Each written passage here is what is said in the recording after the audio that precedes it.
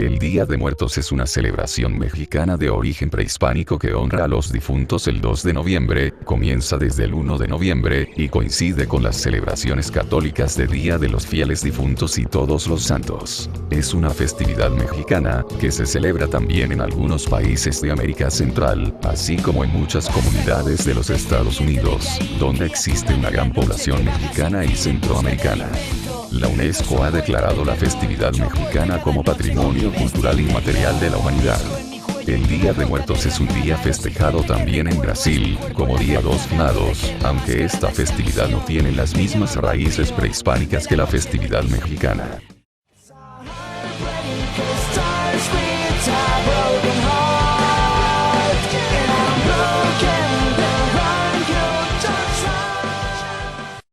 Hola youtuberos que pierden el tiempo en internet, ¿cómo están?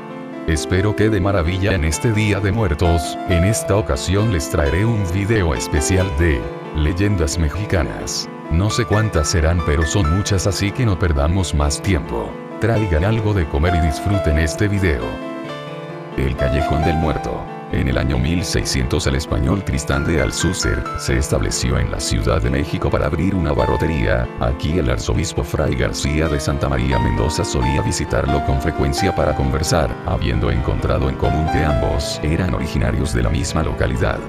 La barrotería prosperó y Tristán de Alcúcer envió a su hijo a buscar mercaderías en la ciudad de Veracruz para ampliar la variedad de mercancías ofrecidas en la tienda. En las costas del sureste, lejos de su padre, el hijo contrajo una enfermedad mortal de tal gravedad que le impidió su regreso a la Ciudad de México.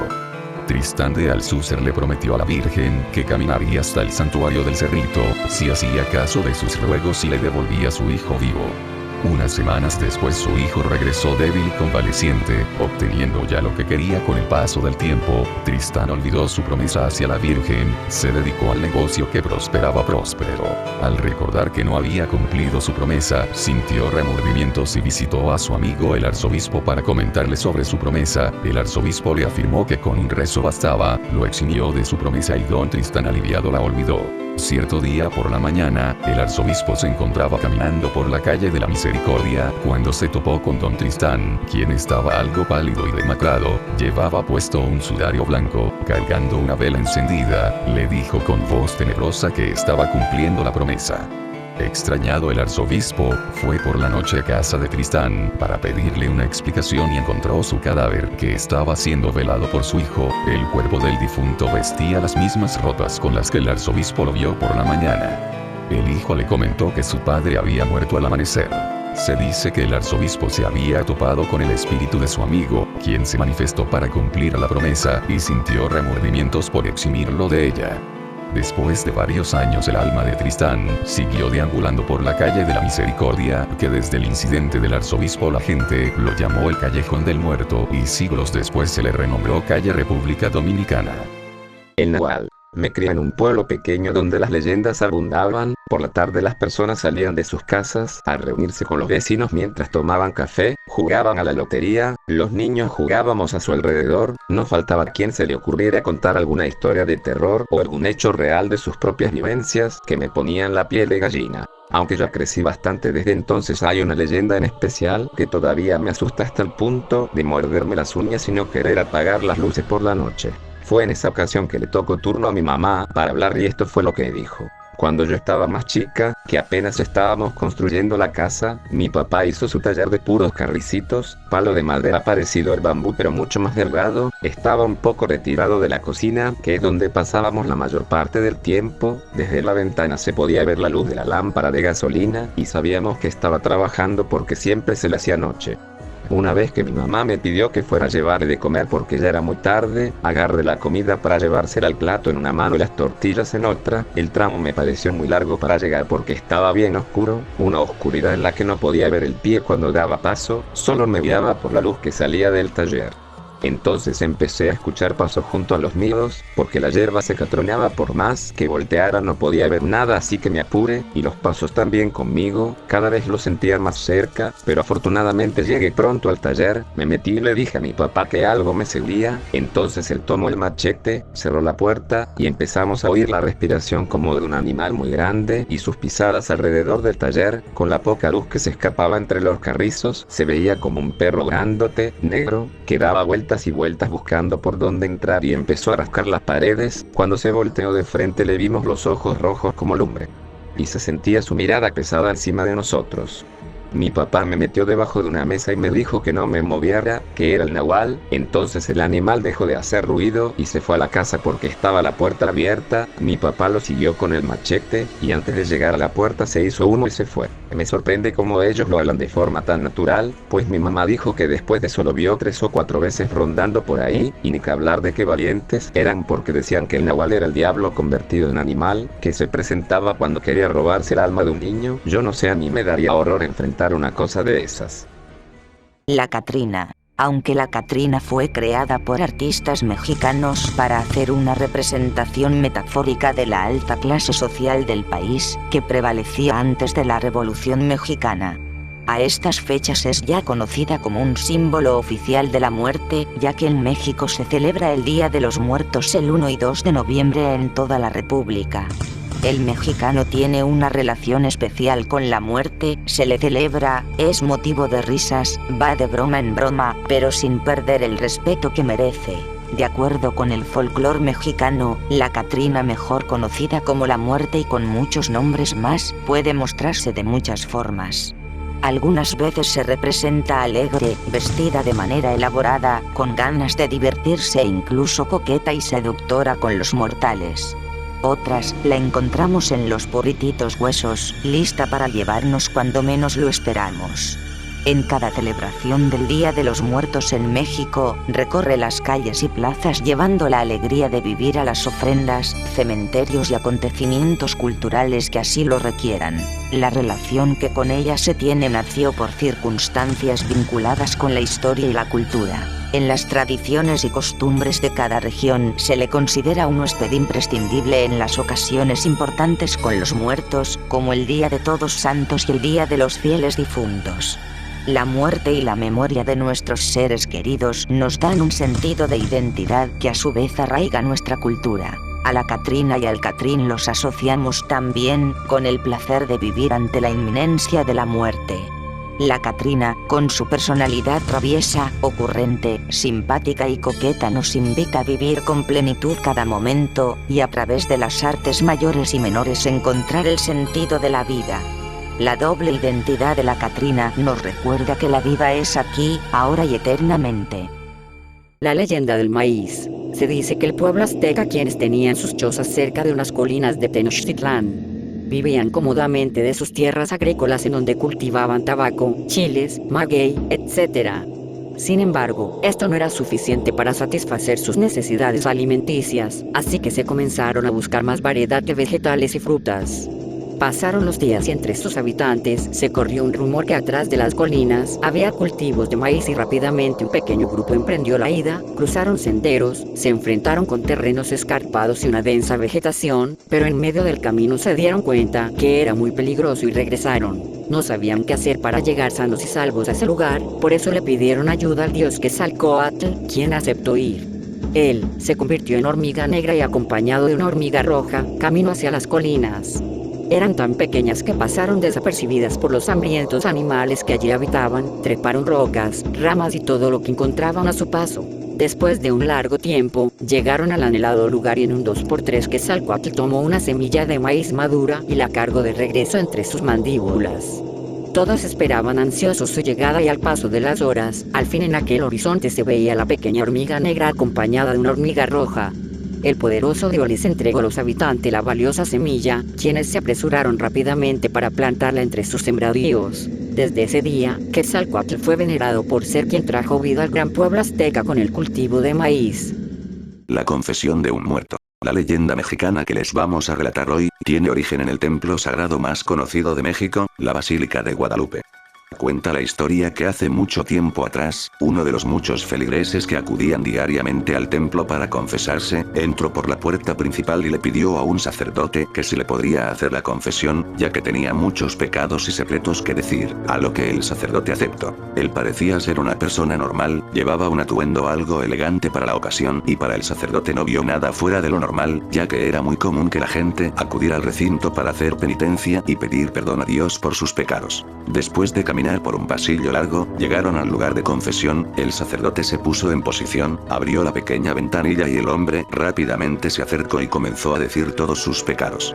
Todo iba muy bien, hasta que de repente el sacerdote salió de ese lugar y se dirigió hacia la puerta principal para salir de Basílica de Guadalupe. Los feligreses que se encontraban afuera notaron algo extraño en la actitud del sacerdote y uno de ellos, que anteriormente había visto a los dos entrar al templo para hacer la confesión, le pregunta, ¿le sucede algo? ¿Dónde está el hombre que entró con usted? A lo que el sacerdote se negaba a responder, hasta que llegó un momento de pánico y accedió a revelar todo lo sucedido. Él dijo que el hombre que le había solicitado la confesión, era un muerto que había venido desde el más allá para revelar todos sus pecados y que después de una larga conversación, él comenzó a sentirse mal, dejó de escuchar con su oído derecho y es cuando salió rápidamente del lugar de confesión.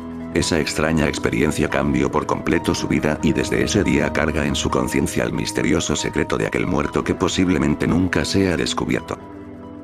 La leyenda del fantasma de la terminal del tren. Se cuenta que hace ya mucho tiempo, en aquellas épocas en las que el tren era el principal medio de transporte, en un pueblito llamado Jaral del Progreso, Guanajuato, el presidente municipal ordenó colocar bancas en el parque que se encontraba en la terminal del tren, con el fin de proporcionar un lugar de descanso para los pasajeros que subían y bajaban del transporte. En muy poco tiempo las bancas fueron vandalizadas durante la noche, amanecían muy maltratadas, rayadas, rotas y en terribles condiciones, provocando esto la molestia del señor presidente, que envió de inmediato un vigilante, el cual enfermó en un par de días, y así sucedió con todo aquel que obtuviera el puesto. La situación provocó el desconcierto del gobernante, más aun cuando la persona que envió a investigar la causa de tanta enfermedad, le trajo como respuesta que todo era ocasionado por un fantasma, que salía del panteón cercano a la terminal del tren.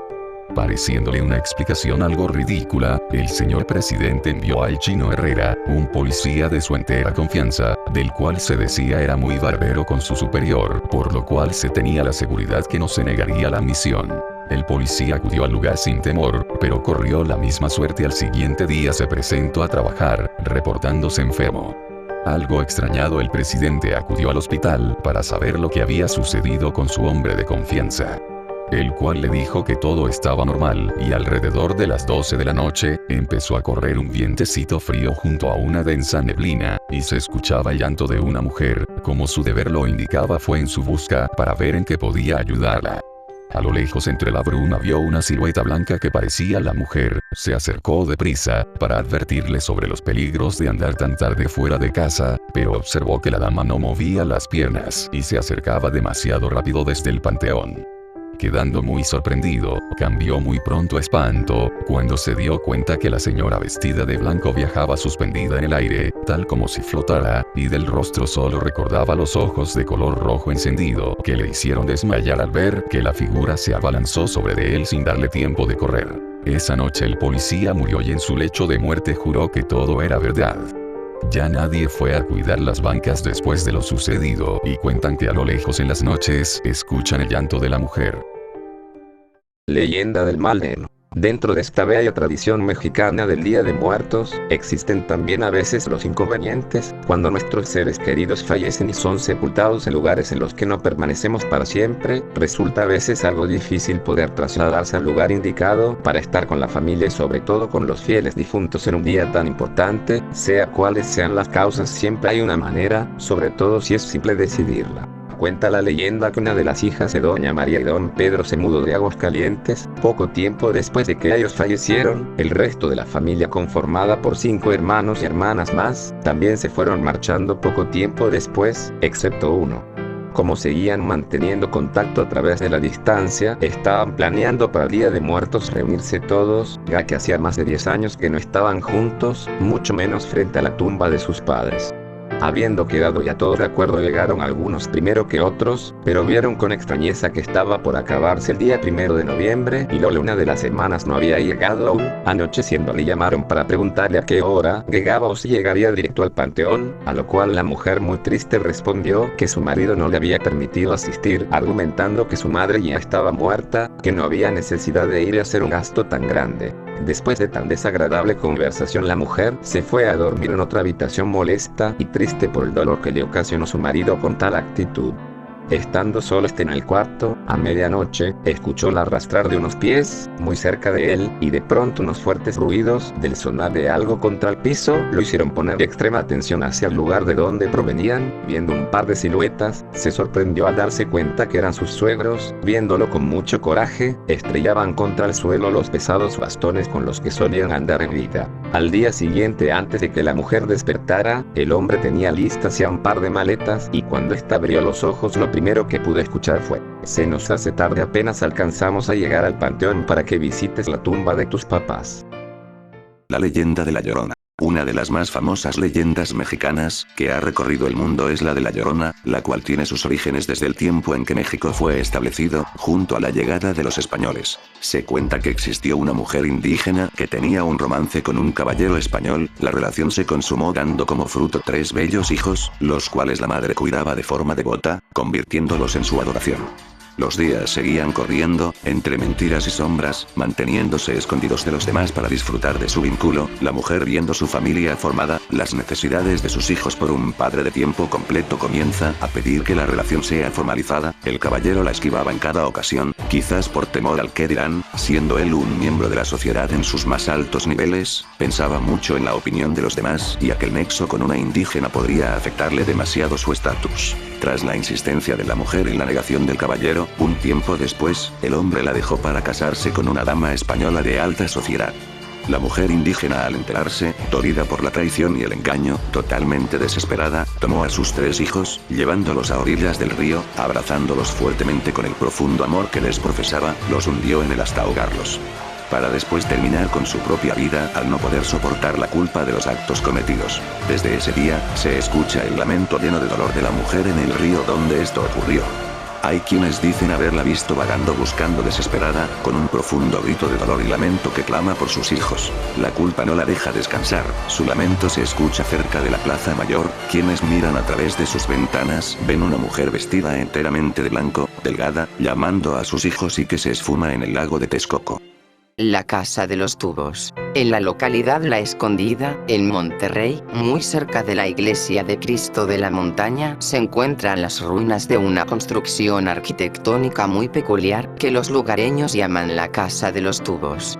No solo resalta por su singular estilo, sino porque se cuenta una leyenda en torno a ella. Todo comenzó con la mejor de las intenciones de un padre amoroso hacia su joven hija afectada por la parálisis. Decide construirle una mansión de extraño diseño cilíndrico, con habitaciones y pisos unidos por rampas para que la silla de ruedas en la que se desplazaba su hija tuviera libre circulación y su hija no se viese afectada por los obstáculos comunes que se encuentra en un hogar normal. El proyecto fue teñido por la desgracia desde el principio. 2 trabajadores murieron durante la construcción en accidentes inexplicables. La obra avanzaba lentamente y los lugareños veían al edificio como una extraña torre de Babel cuya presencia era claramente abominable.